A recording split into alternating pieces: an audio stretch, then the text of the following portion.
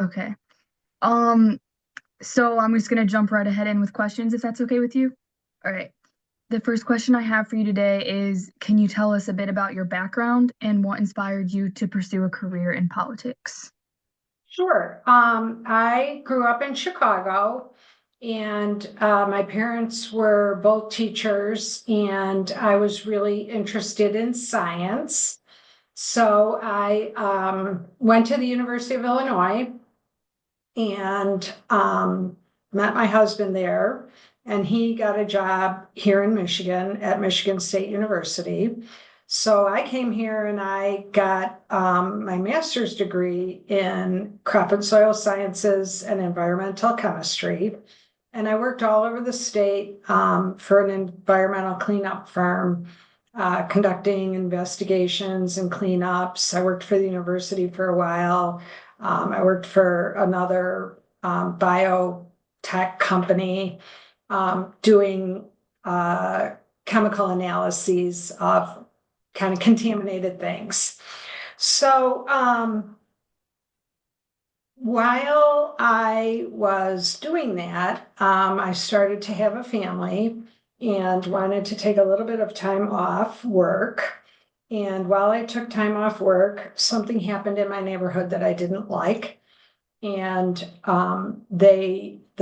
in my neighborhood, there was a little doctor's office, and someone came in and bought it, and they tore it down. It was in a house. It was a doctor's office in a house, and they tore it down without a demolition permit on Thanksgiving weekend, and then built a 24-hour Kinko's there.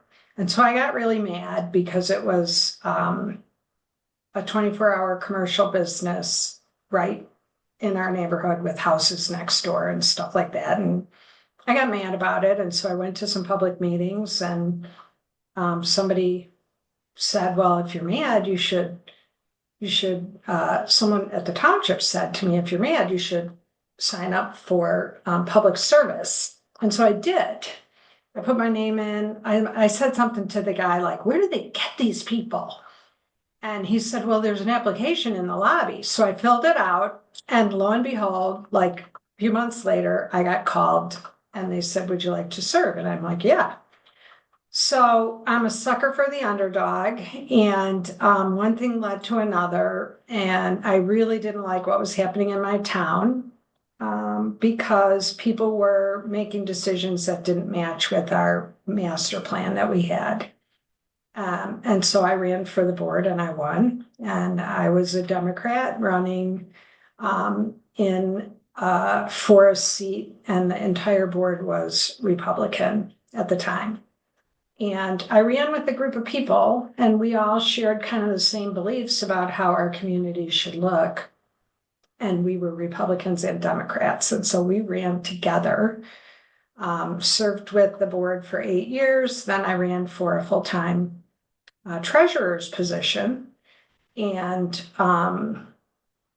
did that for 10 years. And then after Donald Trump was elected, I decided that I needed to do more, not just serve my community, but serve my state. And so I ran for the legislature, and that's how I got here.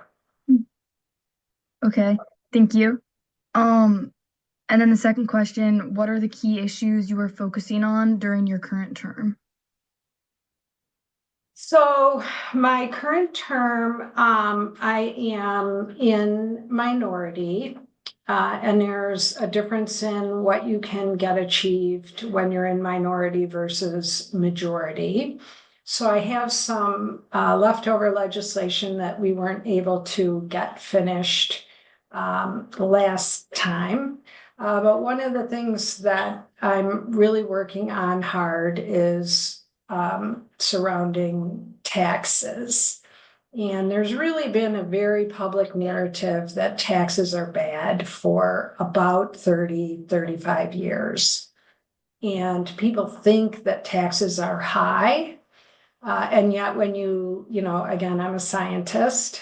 And so when you look at just data, we are at historically a very low taxation rate in history. There were times after wars when income tax was like 50% for people making a lot of money.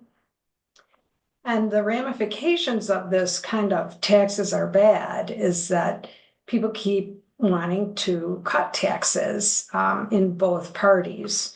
And what ends up happening is that rich people keep getting richer and working class people keep getting poorer, and poor people get even poorer. So, one of the things I'm focusing on is highlighting when tax cuts are being proposed, trying to minimize the harm that is being done to services, because what taxes are is the way that our country pays for services. And so when you pay taxes out of your paycheck, you're paying for healthcare services for people. You're paying for in your town. If you pay property taxes, you're paying for your police services and your fire services and your ambulance services. You pay for clean water. You pay for roads. You pay for education, and all these things are important and they all cost money. So the tax policies are things that I'm really focusing on this time, because in the minority, I see that there are a lot of proposed tax cuts that could be very harmful to the state and really only benefit, the majority of the benefit will be going to wealthy people, like millionaires and billionaires. Okay. Um, how do you feel your experience as a woman has shaped your perspective and approach to politics? I think that um, there's a couple of different things that have happened. So, since I've been in politics for 25 years, um, there is a real double standard for women out there. And you have to very carefully curate your image and be careful about what you post on social media. And people will attack you, and the press will talk about things about you that they would never do to a man. For example, I had an interview once while I was in township office, and it was a televised interview, like a little half-hour show about my candidacy. And the person asked me about my clothes in the interview. Okay. No one asks men about that. Mhm. But then when you serve in your bodies, depending on who is the leader of whatever group you're in elected office with, that can have a real impact as well in terms of how you're treated. But on the flip side, being a woman and being a mom has made me think about people's children, my children, other people's children, and it makes me more electable in my district, the fact that I'm a woman. And there is a ton of data that show that women elected officials enact better policies for protecting children from gun violence and protecting people's health, some basic fundamental needs that mothers think about for their children. And I think it's easy for me as a mom to see other people's children and have that mom bond. At the same time, here in Michigan, Of course, after the Dobbs decision came down, just as a woman, the understanding that my children have fewer had fewer reproductive rights than I did when I was of reproductive age. That is just so wrong. Technology is advancing, and yet we're going backwards in terms of laws about women and women's bodies. So I think those are probably like the three biggest things that I find. I guess it's four biggest things. Thank you. That was a great answer. Um, and then what steps do you believe need to be taken to achieve gender equality in political representation? Well,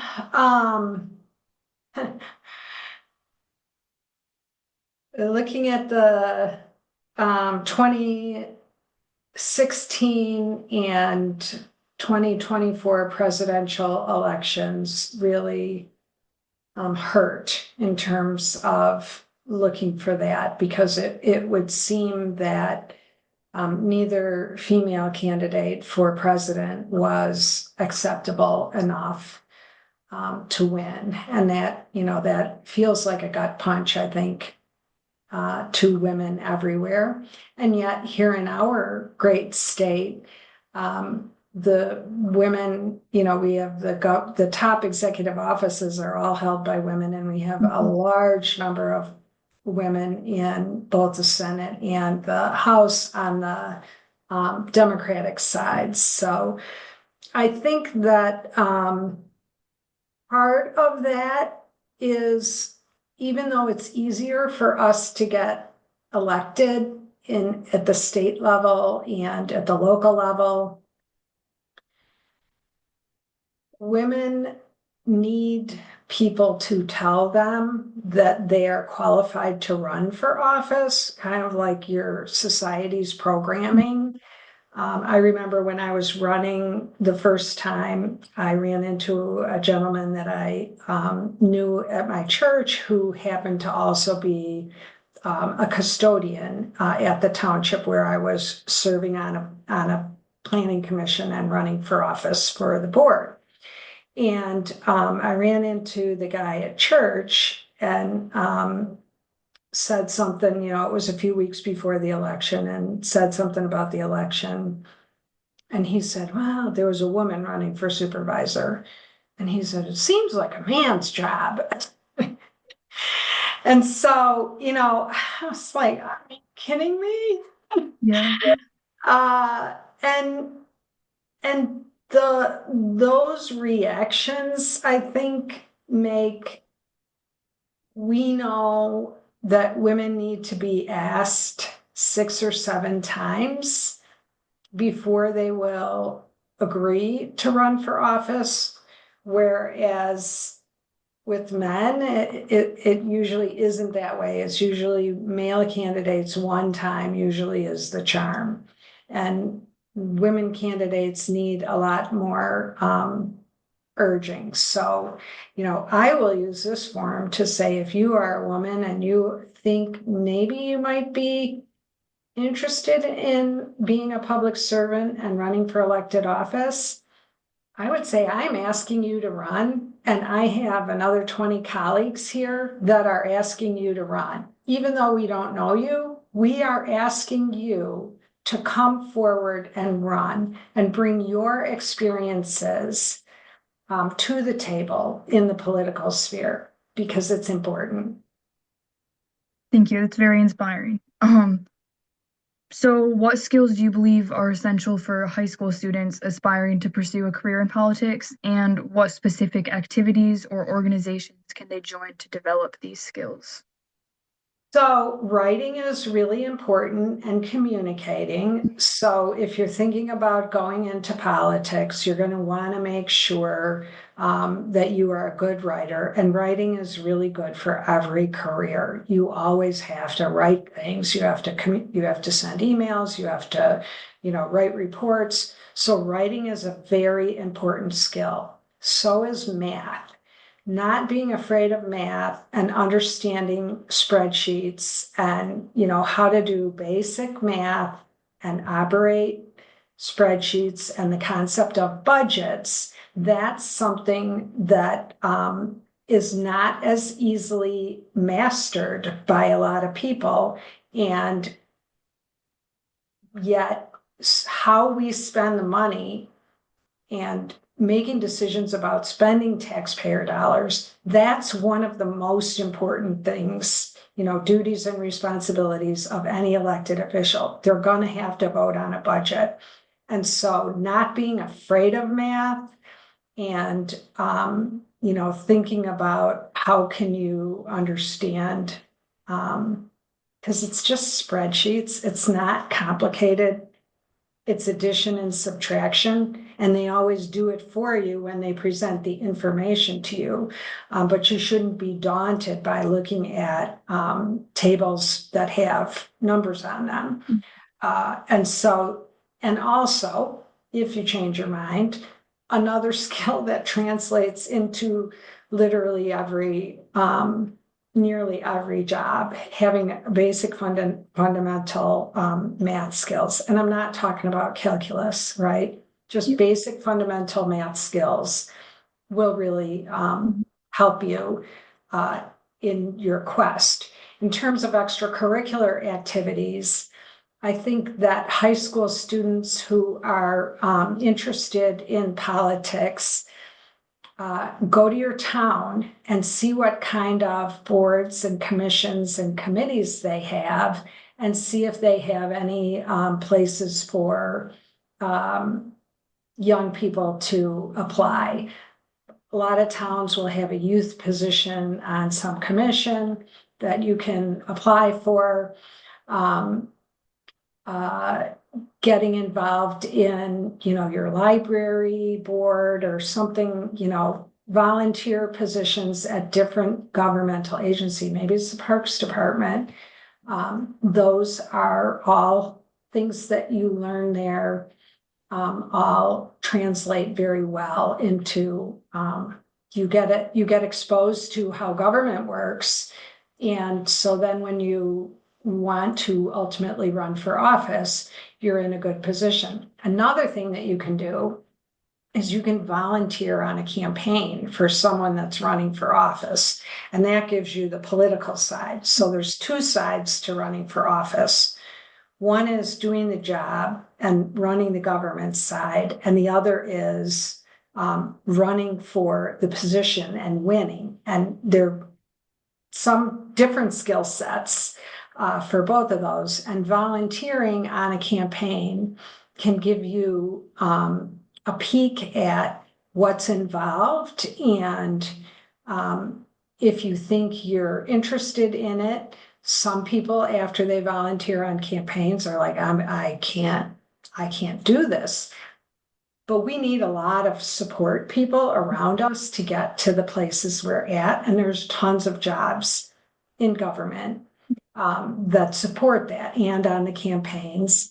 And so, I have someone who writes most of my speeches, and I have people who develop my social media content. And these are all really fun jobs for people who care about politics and who are interested and who want to serve. And a lot of times they're an entryway. After college, they're an entryway into really understanding the nuts and bolts of how government works. And then people will leave and run for office themselves. So we see that a lot, and that's a very viable career path. Okay, thank you. Last question. What advice would you give to young women aspiring to enter politics?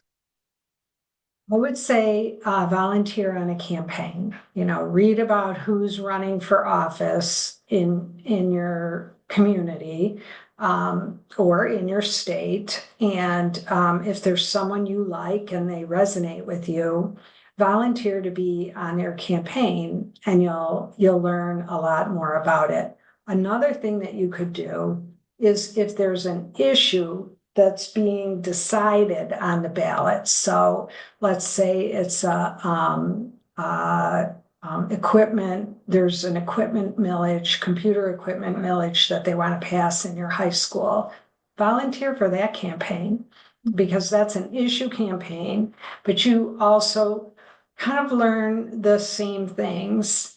And you learn a lot about how to get get the message out. It's all about communicating and making sure that the people you want to hear from you um, can do so. And how do you reach them? Is it at their door? Is it on a social media ad? Is it at an event? Is it in front of the school with posters? How is it that you captivate the attention of people to convey the message that you want to convey? Okay, thank you so much. I'm gonna stop the recording